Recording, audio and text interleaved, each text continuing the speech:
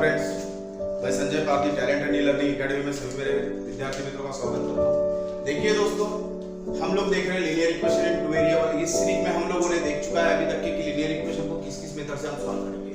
इसके पहले हमने देख चुका है कि एलिमिनेशन मेथड क्या होती है, सब्स्टिट्यूशन मेथड क्या होती है, और आफ्टर ऑल हम लोगों ने देख चुका है कि ग्राफिकल मेथड क्या होती है। बट आज हम लोगों ने आपके लिए लेके आए हैं नई मेथड जिसको बोलते हैं डिटरमिनेंट मेथड, मींस क्रैमर्स। पर दोस्तों यहाँ पर एक चीज ध्यान रखना है, मैंने जो यहाँ पर लिखा है determinant method, but what is determinant?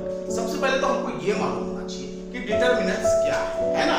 तो डिटरमिनेंट्स क्या है और इसको क्रैमर्स क्यों कहते हैं? तो सबसे पहले हम डिटरमिनेंट की बात करेंगे कि डिटरमिनेंट क्या होता है। तो माय डियर फ्रेंड्स, सबसे पहले ध्यान देना है मुझे कि डिटरमिनेंट क्या है ना? तो हम ध्यान दे रहे हैं इस चीज पे, किस पे? डिटरमिनेंट पे। व्हाट इज डिटरमिनेंट का हम आंसर दे रहे हैं भैया। किसका आंसर दे रहे हैं?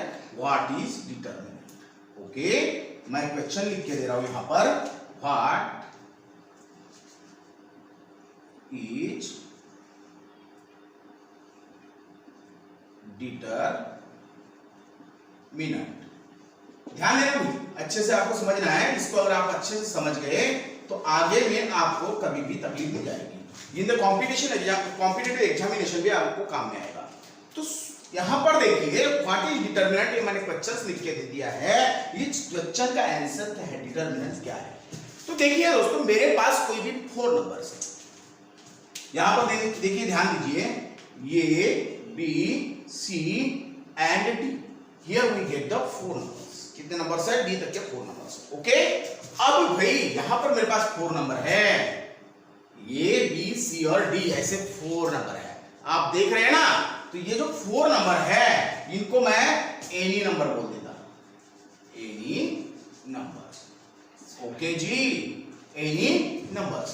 अब समझो ये नंबर मैं इस तरीके से लिख रहा हूं, ध्यान दीजिए, इस तरीके से लिख रहा हूं, इस तरीके से, ये बी सी डी।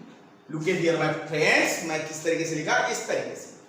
अब यहां पर ध्यान देना है, मैं इस तरीके से नंबर लिख लिया। What is this? जब मैं इनका क्रॉस मल्टीप्लिकेशन करूंगा तो cross multiplication that is called the determinant, and this rule is known as the Cramer's rule, and this rule we use in the solving of the simultaneous equation. So my friends, this is the determinant, but this determinant कैसा determinant है ये, है ना? अब यहां पर ध्यान देना है कि इस डिटरमिनेंट को क्या कहेंगे? तो इस डिटरमिनेंट को कहेंगे ऑर्डर 2 डिटरमिनेंट। ऑर्डर 2 क्यों कहेंगे? हाँ भाई, क्वेश्चन तो आ गया, सर आपने इस डिटरमिनेंट को ऑर्डर 2 कहा, इसे ऑर्डर 2 क्यों कहेंगे? तो ध्यान दीजिए, इधर यहां पर मेरे पास ये और इधर में क्या है? बी। ओके, इनकी अगर मैं बात कर रहा हूं, ओके, और इधर क्या है? सी और ये डी। भैया ये देखिए, सेपरेटली मेरे पास क्या बन गए हैं? 2 कॉलम बने हैं। ओके, कितने कॉलम है भैया? 2 कॉलम, पहला एंड दूसरा, फर्स्ट एंड सेकेंड। अब ये 2 कॉलम होने के वजह से, क्या होने की वजह से? 2 कॉलम होने की वजह से ये 2 कॉलम्स। ओके भैया, ये कितने कॉलम्स है? 2 कॉलम्स है। We get here 2 columns and then another, यहां पर देखिए, ये सी एंड बी डी। तो क्या है भैया? ये सी और बी डी, ठीक है? तो इस पे ध्यान दीजिए, ये देखिए हमारे पास कितनी रो है? This is the first row, this is the second row. हम लोगों के पास में कितनी रो है? 2 रो है। अब 2 कॉलम 2 रो, 2 कॉलम 2 रो, 2 कॉलम्स 2 रो बराबर है 2 कॉलम्स 2 रोज। ओके, 2 कॉलम 2 रो, देयरफॉर इसी क्या कहेंगे? यहां पर क्या मिल रहा है? ओनली 2 कॉलम 2 रो, इसीलिए इसे कहेंगे ऑर्डर ऑफ 2 डिटरमिनेंट। कितने ऑर्डर का डिटरमिनेंट है? 2 ऑर्डर का डिटरमिनेंट है। इतनी कंसेप्ट आपकी क्लियर अगर हो चुकी है तो हम चलो आगे बढ़ते हैं, और मुझे लगता है ये कंसेप्ट आपकी क्लियर हो चुकी है। तो देखिए दोस्तों, इनको 2 ऑर्डर्स का हम डिटरमिनेंट्स कहेंगे। रो और कॉलम्स मैंने आपको समझा दिया। अब यहां पर देखिए डिटर्मिनेंट में क्या होता है ना, और क्या चीज होती है डिटर्मिनेंट में, ध्यान दीजिए। तो डिटर्मिनेंट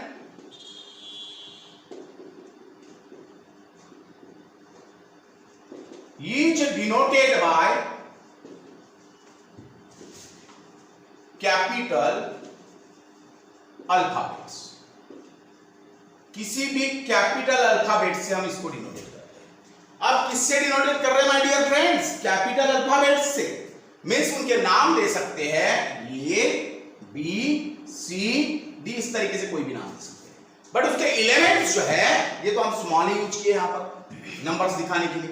तो यहां पर ध्यान दीजिए, अब क्या होता है, अगर ये डिटर्मिनेंट है तो ये बी सी डी, ओके, इस तरीके से अगर है तो अब इसका वैल्यू कैसे निकालते हैं, ये भी तो इंपॉर्टेंट है ना। तो इसका चलो वैल्यू निकालने का तरीका मैं बता रहा हूं। तो इसका वैल्यू निकालते हैं सबसे पहले क्रॉस मल्टीप्लिकेशन करके। क्या करके? क्रॉस मल्टीप्लिकेशन करके। चलो हम इसका क्रॉस मल्टीप्लिकेशन करते हैं। क्रॉस मल्टीप्लिकेशन तो ये इंटू डी, तो फर्स्ट क्रॉस मल्टीप्लिकेशन में से हम सेकेंड क्रॉस मल्टीप्लिकेशन को क्या करते हैं डियर फ्रेंड्स? माइनस करते हैं, मींस बी इंटू सी, ओके। यहां पर देखिए हमने दो मल्टीप्लिकेशन लिया और यहां पर क्या कर दिया, इनको माइनस कर दिया। दिस इज द, इसे कहेंगे वैल्यू ऑफ डिटरमिनेंट। समझ में आ चुका है अभी?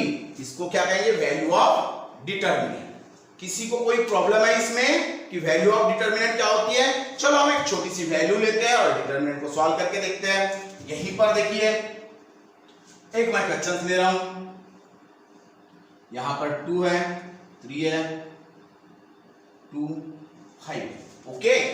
अब क्या करेंगे हम? इनका दोनों का क्रॉस मल्टीप्लिकेशन कर देंगे। 2 5 जा क्या होगा? 10 होगा। आफ्टर ऑल 2 3 जा क्या मिलेगा? बोलिए -6, ओके। यहां पर क्या मिलेगा? 10 में से 6 गए, कितना हो गया? यहां पर मिलेगा 4। तो इस डिटरमिनेंट का वैल्यू कितना आ गया? Value of this determinant is 4, okay. Value of determinant is 4। इतना समझ में आ चुका है? तो इसका आप स्क्रीनशॉट भी निकाल सकते हैं, लिख सकते हैं। और उसके बाद हम लोग देख रहे हैं कि हम लोग अब लीनियर इक्वेशंस इन 2 वेरिएबल में डिटरमिनेंट को किस तरीके से यूज करके अपना सॉल्यूशन निकालेंगे। तो आइए दोस्तों हम स्टार्ट करते हैं लीनियर इक्वेशन के अंदर डिटरमिनेंट का और क्रैमर्स रूल जिसको हम बोलने वाले हैं उसका यूजिंग देखते हैं। ठीक है, इरेज कर दूं? चलो इरेज कर देते हैं।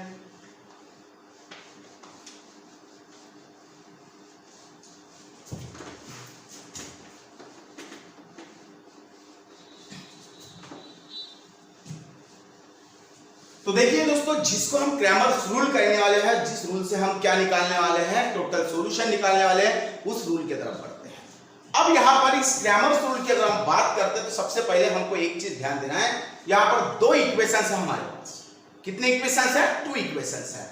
ये इक्वेशंस है a1 into x, standard form में ही दोनों इक्वेशंस लिखेंगे, प्लस, ठीक है, b1 into y is equal to c1। अब देखिए इस फॉर्म में हर टाइम हमको क्या लिखना पड़ेगा, मैं स्टेप भी बताऊंगा आपको किस किस स्टेप से उसको सॉल्व करोगे। सबसे पहले आने वाले आंसर्स किस तरीके से आएंगे उसको हम देख लेते हैं। तो ये हो गया equation number 1।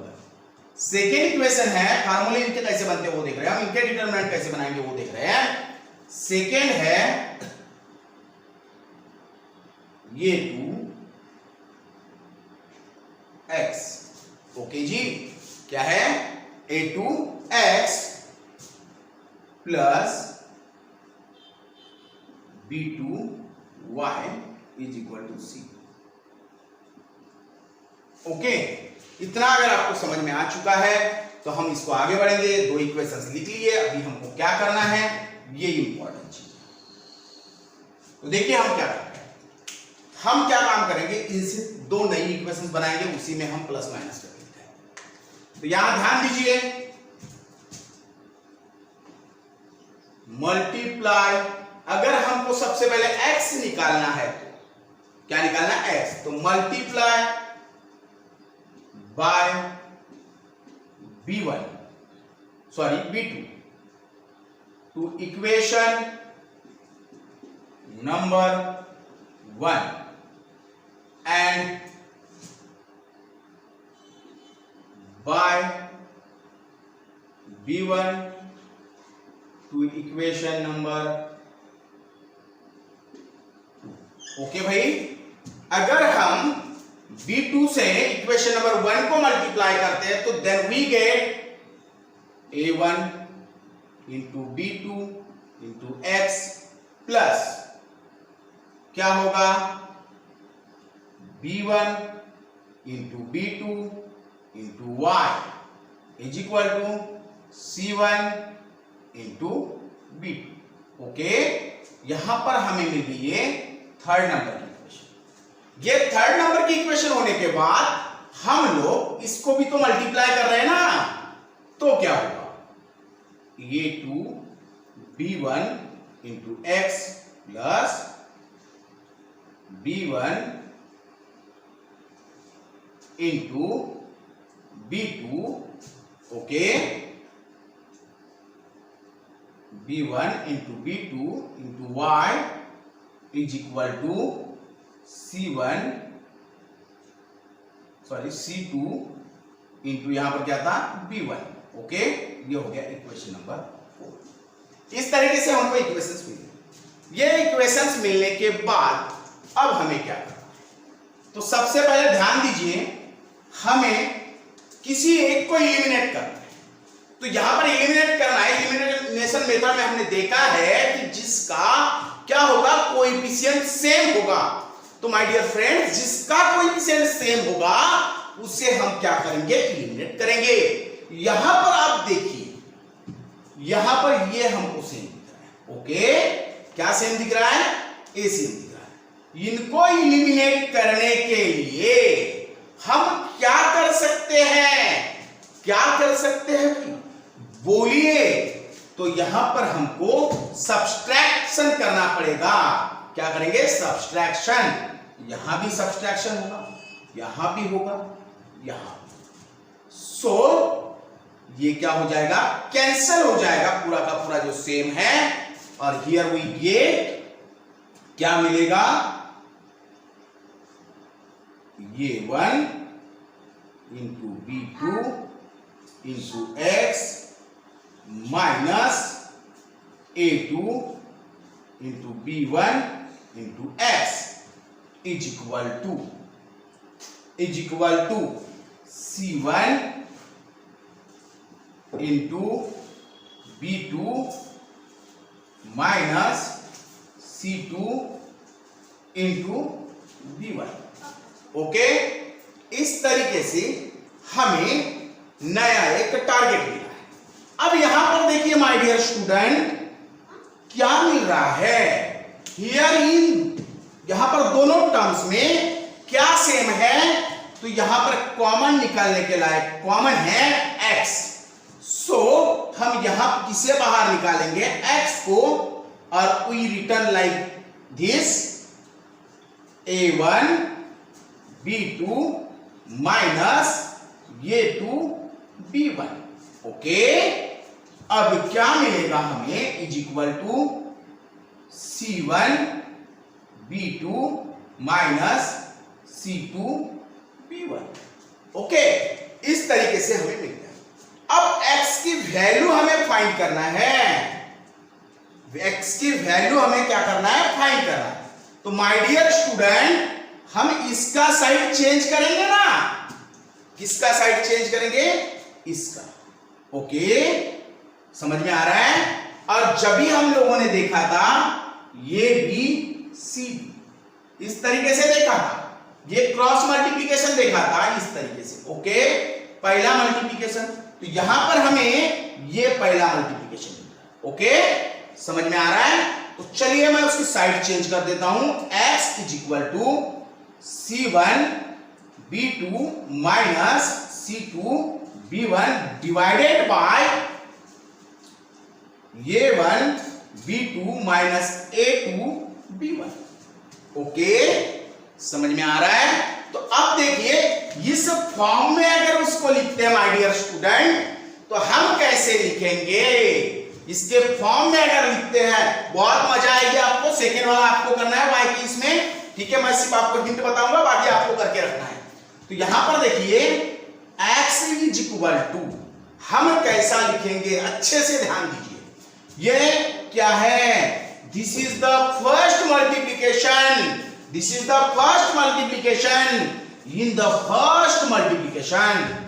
How right like this? कैसे लिखेंगे हम लोग? हाउ राइट कैसे लिखेंगे? तो इसको लिखेंगे my dear student like this, C1, okay, यहां पर C2 क्रॉस मल्टीप्लाई सेकंड का C2, यहां पर क्या लिखेंगे? दूसरी चीज, हाँ, B2 इसका मल्टीप्लिकेशन और इधर B1 इसका मल्टीप्लिकेशन। ओके, दिख रहा है आपको? इस तरीके से हमने लिख दिया भाई, समझ में आ गया? ओके, डिवाइडेड बाय, पहला हो गया। दूसरा देखिए भैया, अब सेकेंड क्या है इसको भी देख रहे हैं ना, ये 1, सेकेंड यहां पर A2, ओके, यहां पर क्या आएगा? इसको देखिए अब B1, हाँ B2 यहां आएगा क्या? नहीं, ये 2 और यहां पर B2, मींस क्रॉस मल्टीप्लिकेशन से ये वैल्यू हमको मिली है, ये वाला समझ में आ रहा है ना? तो इसी तरीके से ये जो वैल्यू है इसे कहेंगे D, इसे क्या कहेंगे भाई? D, और ये क्या हो गई भैया? dx, ये क्या हो गई? dx और ये हो गई d, यानी हम d से dx को क्या करेंगे? डिवाइड करेंगे और हमें क्या मिलेगा? तो यहां क्या होगा? dx divided by d is equal to x। इस तरीके से हमें x मिलेगा। ओके भाई, सॉल्यूशन किसका मिलेगा? x का। तो इसी तरीके से सिमिलरली आपको किसका निकालना है? y का। y का आंसर निकालने के लिए बस आपको कुछ नहीं करना, मैं आपको हिंट दे रहा हूं, आप खुद निकालोगे। आफ्टर ऑल मैं सिर्फ फार्मूला लिख के देता हूं और फिर अपन सॉल्यूशन देखेंगे नेक्स्ट वीडियो में। यहां पर ध्यान दीजिए, y को निकालने के लिए क्या करोगे? मल्टीप्लाई बाय ये 2 टू इक्वेशन नंबर 1 एंड ये 1 टू इक्वेशन नंबर 2, इतना ही आपको करना है। इसी तरीके से सॉल्व करोगे, आपका y का वैल्यू निकल जाएगा। सो दोस्तों, इस तरीके से सॉल्व करने के बाद हमारे पास 3 फार्मूले निकलते हैं और 3 फार्मूले से ही हम क्रैमर्स रूल को सॉल्व कर सकते हैं। सो आइए देखते हैं वो 3 फार्मूले कौन से हैं। तो सबसे पहले हमारा निकलता है d। What is d? तो d is equal to this is the d, means क्या होगा? d इस तरीके से निकलेगा, बराबर, सॉरी ये हम यहां पर गलत लिख दिए, यहां पर आएगा C2 और ये आएगा C1, ठीक है, ये थोड़ा गलत हो गया था। यहां पर देखिए d क्या निकलेगा? तो ये 1 डिवाइडेड बाय A2, और यहां पर लिखेंगे A1 A2, यहां भी गलत हुआ था अपना, ये B1 आएगा, यहां A2 आएगा, ओके, और इधर B1 B2, ये है हमारा d। dx क्या आएगा? dx, तो यहां पर ध्यान देना है,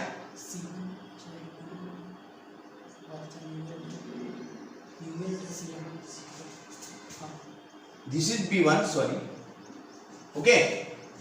तो अब यहां पर ध्यान देना है, ये थोड़ा सा गलत हो गया था, अभी आपको समझ में आ चुका है। तो यहां पर ध्यान देना है, d निकालने के लिए हमको किसके कोएफिशिएंट लेना है? तो हमें कोएफिशिएंट लेना है किसके? x और y, ठीक है। c के कोएफिशिएंट को हमको यानी कांस्टेंट वैल्यू को यूज नहीं करना। अब x निकालते समय में हमको x के कोएफिशिएंट को छोड़ देना है, मींस क्या लेना है? c1 c2 b1 b2, ये मींस हो गया dx। अब dy निकालते समय बस थोड़ा उल्टा चलना है, यहां लेना है ये 1 a2 c1 c, बस इस तरीके से 3 फार्मूले मिल गए भाई। अब फाइनल हमारा सॉल्यूशन कैसे निकालेंगे?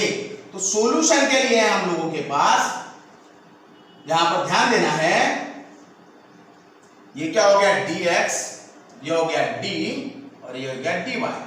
तो x is equal to dx divided by d, यहां पर d कैंसिल हो जाता है और x निकल जाता है, then y is equal equal to dy divided by d, इस तरीके से हम लोगों का आंसर निकलेगा।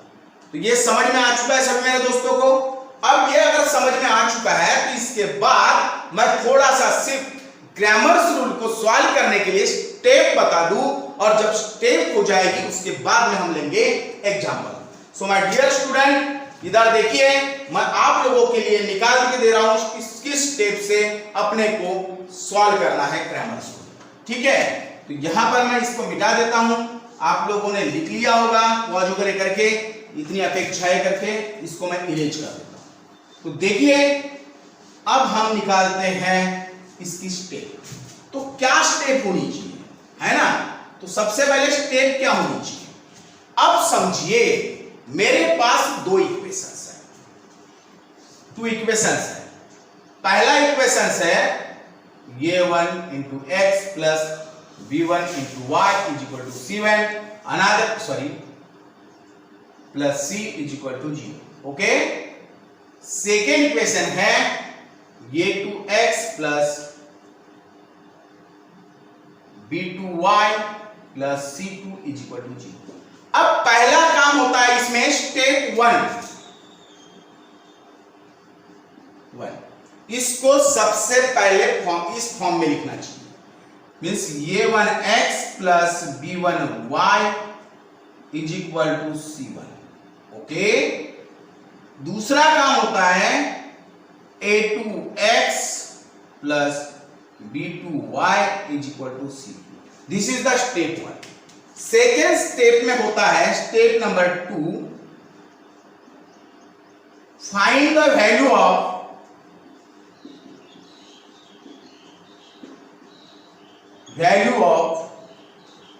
a1 a2 b1 b2। Okay, ये कंपेयर करने के बाद में वैल्यू निकाल सकते हैं हम। अगले एग्जांपल में आपको ये बता देंगे c1 c। इस तरीके से हमको क्या करना है, वैल्यू फाइंड करना। आफ्टर ऑल हम अब इसके बाद में क्या देखने वाले हैं, थर्ड स्टेप, स्टेप 3। क्या देख रहे हैं, स्टेप 3। स्टेप 3 में हमें सबसे पहले निकालना होता है डी। ओके, क्या निकालेंगे, डी। अब डी कैसे निकालना है आपको मालूम है। क्या निकालना है आपको, a1 a2 b1 b2। Okay, उसके बाद में उसी स्टेप में dx निकालना है।